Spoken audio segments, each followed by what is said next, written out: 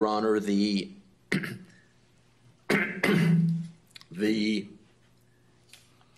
Hardy versus Coleman case that says, and I'm quoting again, this is on page 11 of our response, but it's page 133 of Hardy versus Coleman.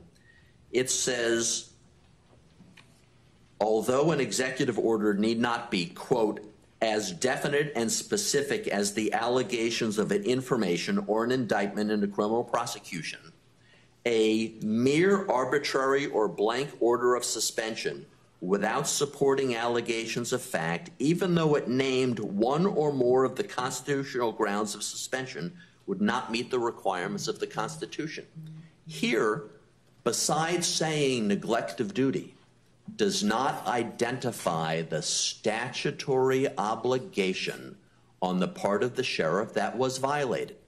And that is not just a deficiency, it's a constitutional deficiency in this court looking at, examining not the merits, but the jurisdictional request. Let me interrupt for just a Yes, sir. I just want to make sure we're still on the same page. And I think you keep saying that certainly it's not the court's role to look at the merits. It's just the sufficiency of the executive order, the allegations contained therein, correct?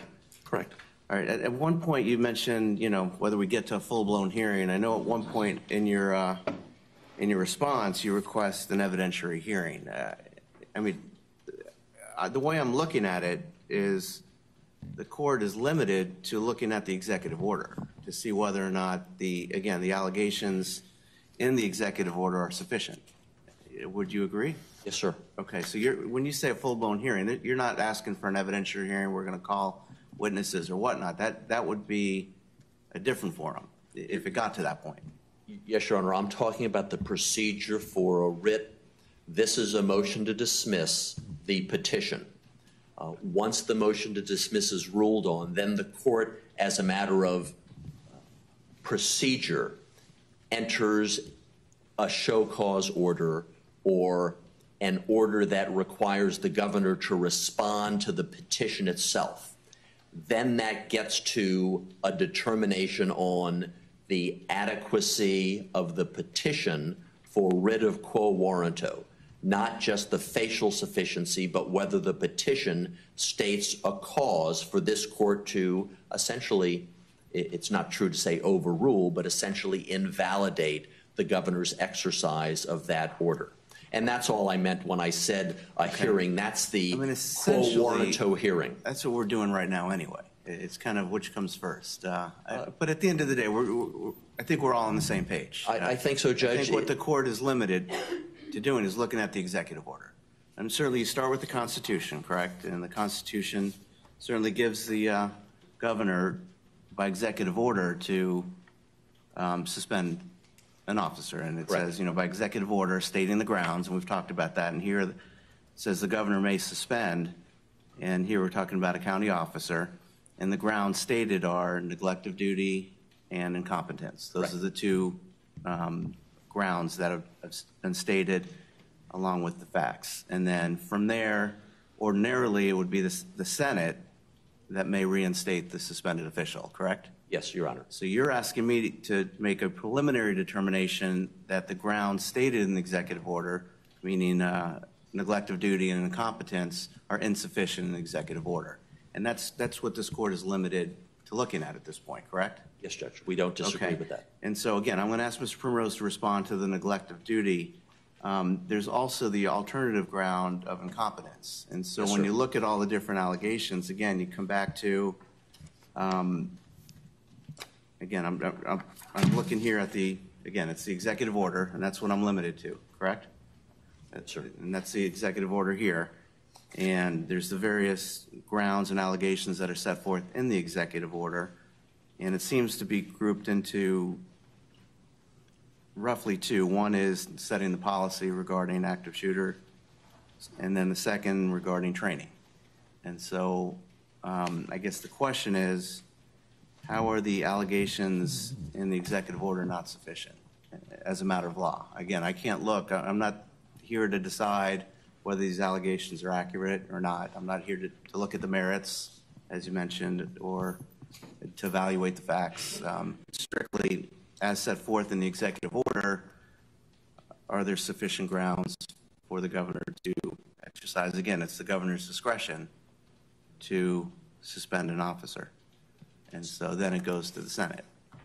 And There are two responses to the incompetence. First is the Supreme Court has made very clear that incompetence is a narrow ground that does not refer to or encompass a dissatisfaction with the way things are done. And the case is, again, Hardy versus Coleman. No, I saw that. Again, this is quoting from Hardy versus Coleman. It says, incompetency as a ground for suspension and removal has reference to any physical, moral, or intellectual quality, the lack of which incapacitates one to perform the duties of his office. That really doesn't apply here. Right. Second, they say incompetency may arise from gross ignorance of official duties or gross carelessness in the discharge of them. It may also arise from lack of judgment and discretion or from a serious physical or mental defect. Anyway, it goes on. Those really don't apply. So really, we're focusing whether or not you have gross ignorance of official duties or gross carelessness in the discharge of them. Yes, sir.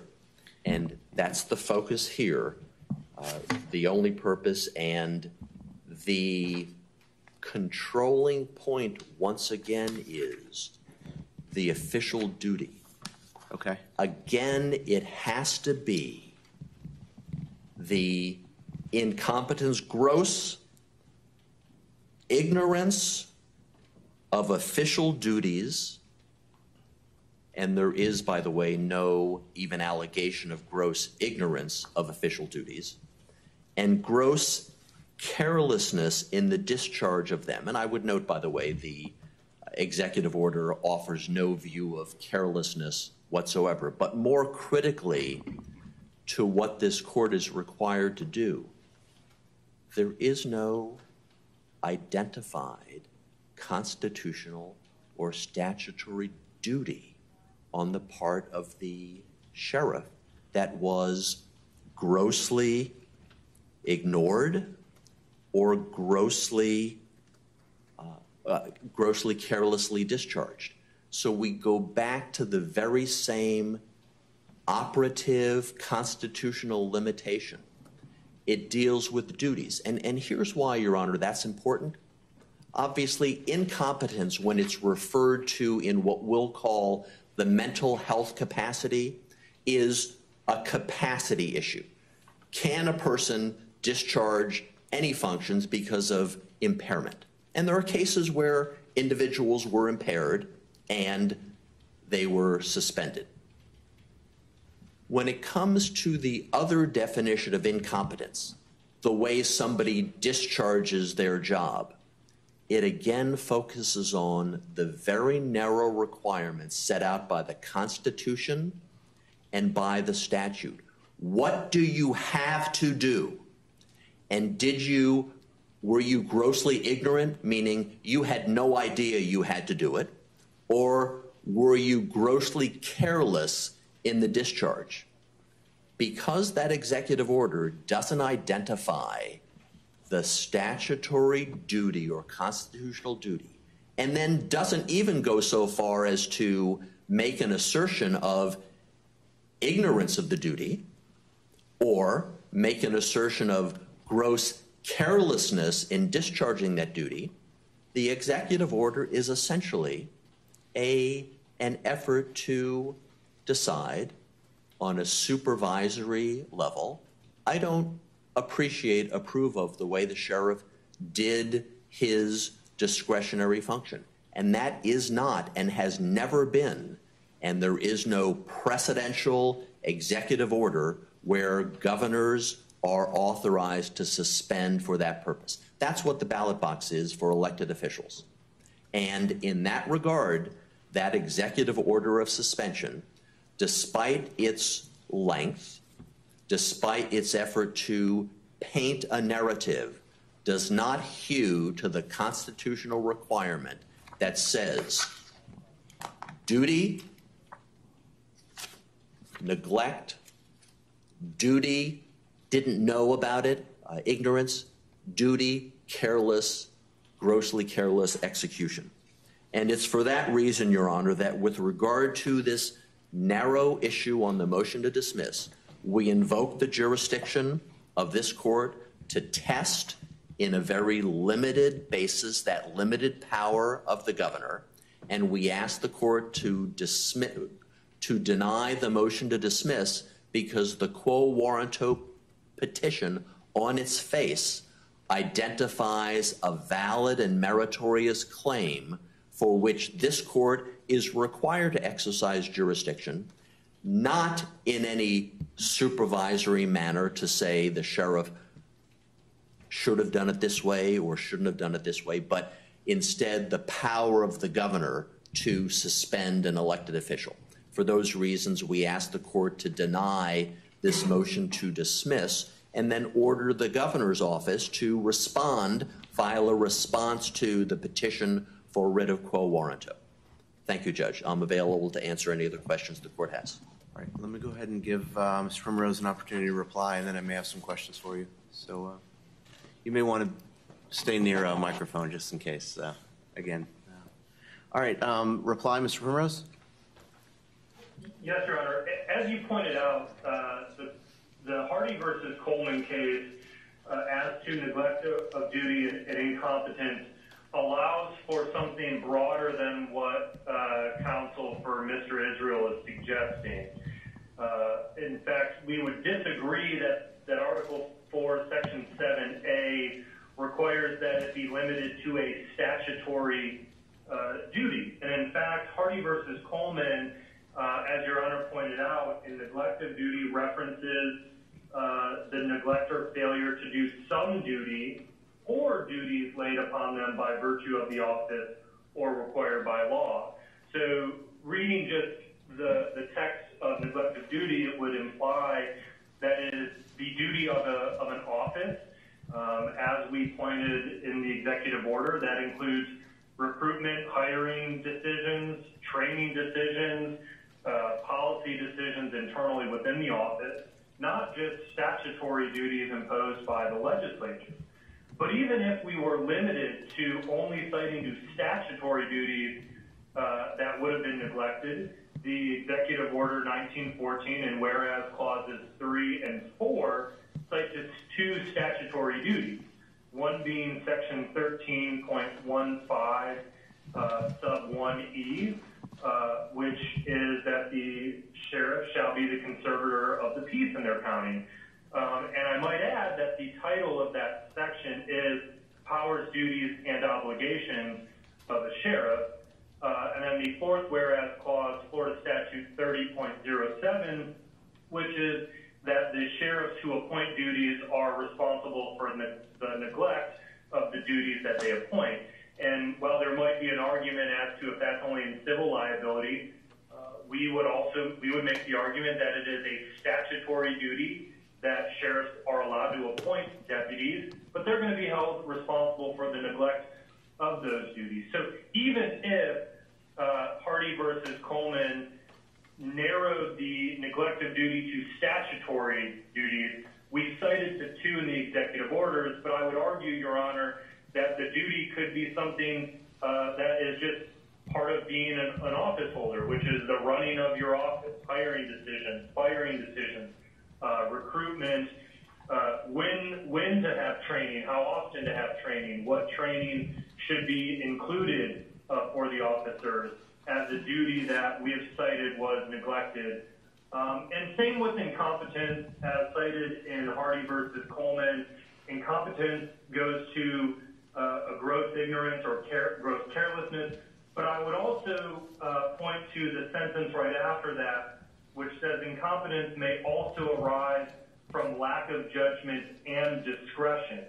And so, again, decisions within the office as to training or putting in a may into the active shooter policy versus a must or a shall is a lack of judgment or a discretionary call, which the governor under Article 4, Section 7A can suspend for incompetence. That being, a duty in the office to develop the active shooter policy and training, and the discretionary role of that, if it rises to the level that the governor believes is incompetent, he is within the authority to suspend.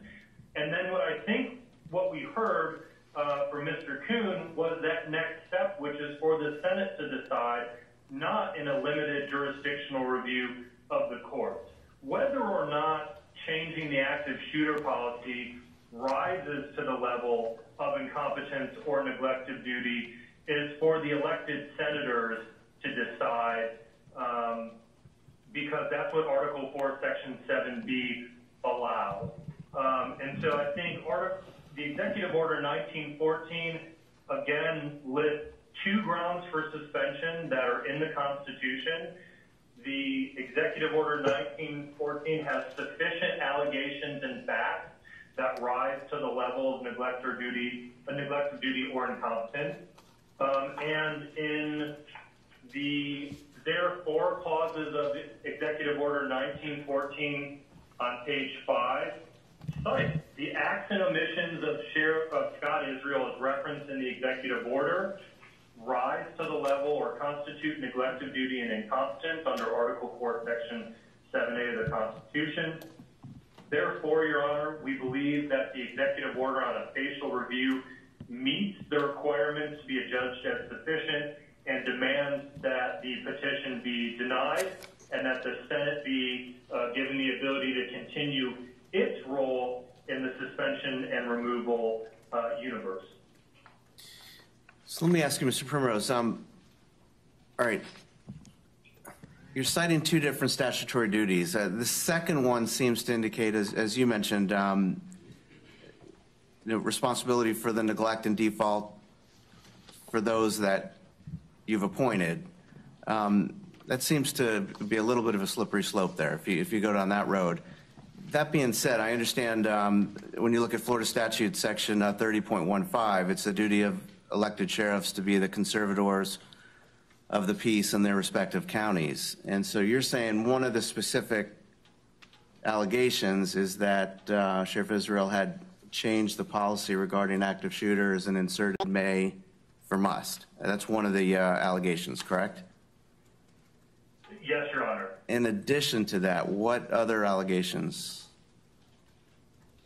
Well, Your Honor, the Executive Order cites two tragedies which both involved a failure on Sheriff Israel's part. And I just want to be very cautious that I don't get into the merits, because I think that this court need not and cannot look into the merits of whether or not the allegations are sufficient, because Hardy versus Coleman is very specific that as long as the allegations bear a reasonable relationship to the ground, it has to be adjudged as sufficient and allow the Senate. But to your question, the Marjorie film... I guess rather than get into the details, that's what I'm trying to avoid as well, because that's not the court's role. But I'm trying to see just as a general matter, what are the allegations of both neglect of duty and incompetence? One has to do with the policy, and it seems as though the other kind of general area has to do with training. Well, yes, Your Honor, but I think, so contrary to what Mr. Kuhn said as a general duty of the sheriff, Florida Statute 30.15 sub 1E, the conservator of the peace, is not a general just duty. I mean, it is the sheriff is responsible for protecting the health, safety, and welfare of the constituents of the county. And what was cited in the executive order is kind of a culmination of failures on the sheriff's part. The fact that his deputies didn't do follow-up with calls regarding the shooter is really cited on page 2 of the executive order, where an internal investigation found that follow-up should have happened and didn't, and those 2 deputies were actually disciplined for a failure to follow up. There's the development implementation on the active shooter policy, which I think is twofold. It's training the deputies what to do in an active shooter situation, but also the development of a policy which created discretion on the deputies as to whether to engage in active shooter or not. So that's another aspect of not being a conservator of the peace. There was a citation to the failure to have an appropriate command staff procedure, which was really highlighted in the Marjorie Stoneman Douglas shooting, but also the Fort Lauderdale airport shooting. And on page 4 of the executive order, we cited to the internal investigation that uncovered a lack of leadership in developing clear instructions and objectives for command staff during mass casualty situations. And so I think when you look at the executive order on its face, and you're limited to the 4 corners of it, we cited to factual allegations that taken together rise to a neglect of duty or incompetence, either a general of running an office, hiring, training, developing policy, or on a more specific statutory basis, which would be the 30.15, being the conservator of the peace, and being responsible for the neglect of duties. But as a whole, the executive order meets the test of Coleman and requires a dismissal to allow the Senate to review the merits-based arguments that petitioner raises. Anything further? Mr. Primrose? Not from our respondent, Your Honor. All right. Anything further, Mr. Kuhn? Judge, 3 comments. Okay. First, by way of the test this court uses, and I quote the Supreme Court Hardy versus Coleman case, it's at page 134. The power of the governor to suspend and of the governor and the Senate to remove is not an arbitrary one, end quote. The governor claims that he is allowed to suspend for a general failure on the part of an elected official to do things that the governor believes should have been done. And the courts say no. The courts say point to a specific duty that is obligated by law, and then point to the underlying fact that demonstrates the violation of that duty or the neglect of that duty, whether it be incompetence or neglect. And the governor has cited a whole host of discretionary functions, none of which are duties. For example, the governor says, and we recognize that an issue currently running through the United States of America is an active shooter policy. There's no statute cited on what an active shooter policy is, whether one has to be implemented, whether that is even in the nature of a conservator of the peace, as apparently the governor now claims that any deficiency that can be claimed as being as serious as murders on a school campus or murders at a airport or something less is a statutory duty for which the sheriff is responsible. And the second statute that says the sheriff is responsible for the obligations of the deputy sheriff is in no way identified as a duty on the part of the sheriff that, according to the allegation, he's neglected or he's incompetently administered. Of course he's responsible for all of the activities of his deputies. But the executive order does not identify that he neglected his duty in being responsible for the activities of his deputy sheriffs, one of whom deputies plainly did neglect his duties. And there has been no demonstration by statement, no words in the executive order which the court is obliged to focus on, just like we say the four corners of a complaint or the four corners of an indictment. No assertion that the sheriff, in discharging his his section 30.07 supervision of deputies, was incompetent in his activity with regard to that deputy. There's been no assertion in there whatsoever other than that the deputy plainly failed in his own responsibilities.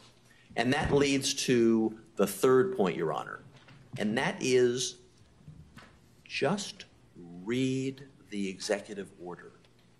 Nowhere in the executive order does the governor connect the duty to a statutory obligation and identify where the neglect was. And nowhere in the executive order does the governor identify the gross ignorance of a duty or the gross discharge of that duty. If you even hold the governor to his obligation to follow the law, the governor's operative document simply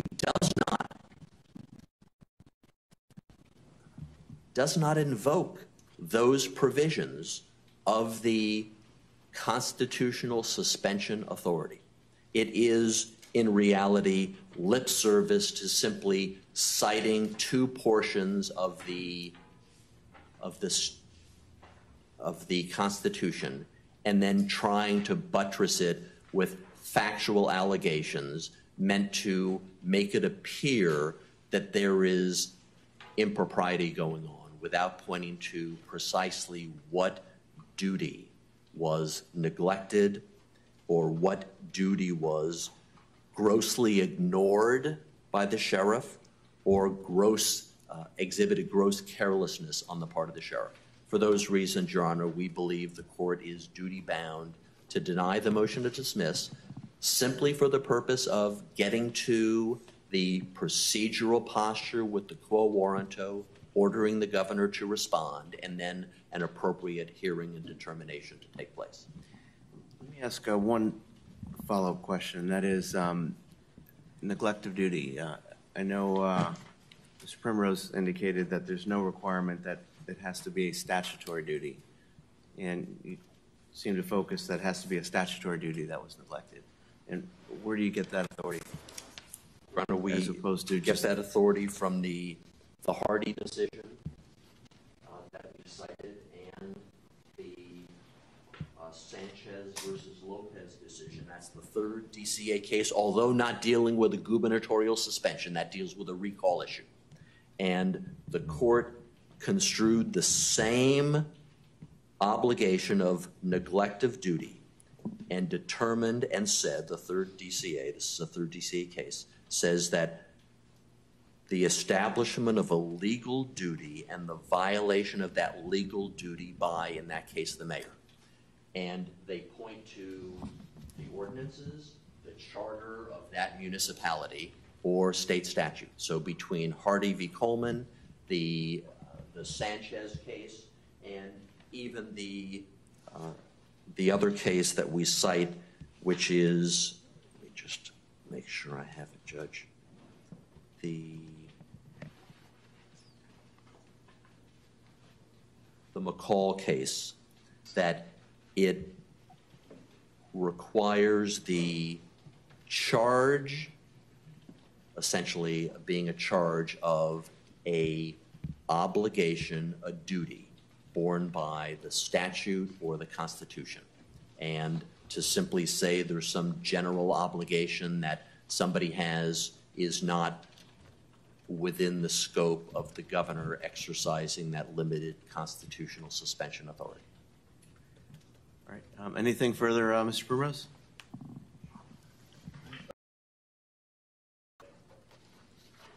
The phone kind of cut out when Mr. Cooney was citing to the third DCA case, but the Hawkins versus McCall case that he cited as providing that it must be a statutory duty, that is not, I mean, duties being provided by law related to a police officer, as it's cited in McCall as related to the police officer. To Hardy versus Coleman and McCall do not stand for the proposition that was cited that neglect of duty must come from a statutory duty. I would say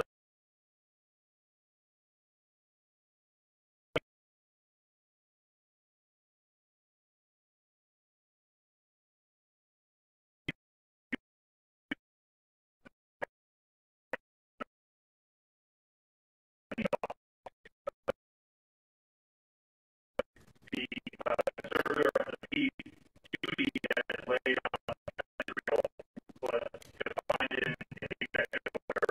There were actual allegations sufficiently related to the jobs which required dismissal. The only other thing that I say is because it was brought up by Your Honor, what motion to dismiss and the response to the petition for pro bono would be granted. And the position would be if it were granted, it were asked to state where the jurisdictional authority comes for the executive order. So it would have to dismiss that as well in doing an expeditious ruling on the motion to dismiss and the petition as a whole.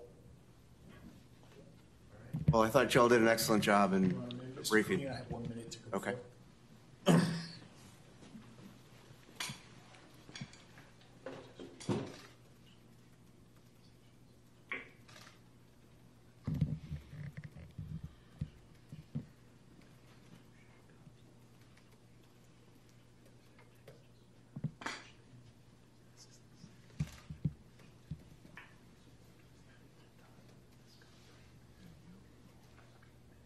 I know it's difficult when you're appearing by telephone, but Mr. Kuhn's consulting with Mr. Kaplan right now. Oh, okay, Your Honor. Thank you, Your Honor. Your Honor, in closing, I simply want to reiterate that the power of the governor is limited, and given the absence of any precedent that even comes close, suspension precedent that even comes close to what this governor has done in this case. This is an ultra vires outside of its authority power, never before exercised, never before attempted. And this court should hew the governor to the limitations that the courts have imposed on that limited executive power. Thank you, Judge. Yeah, I thought the parties did an excellent job with their briefing, and it's a difficult issue. As you mentioned, there's not a lot of case law on this, and so I'm going to take the matter under advisement. I will issue an order shortly. All right, you all have a great day. Thank you, Your Honor. Thank you, Judge.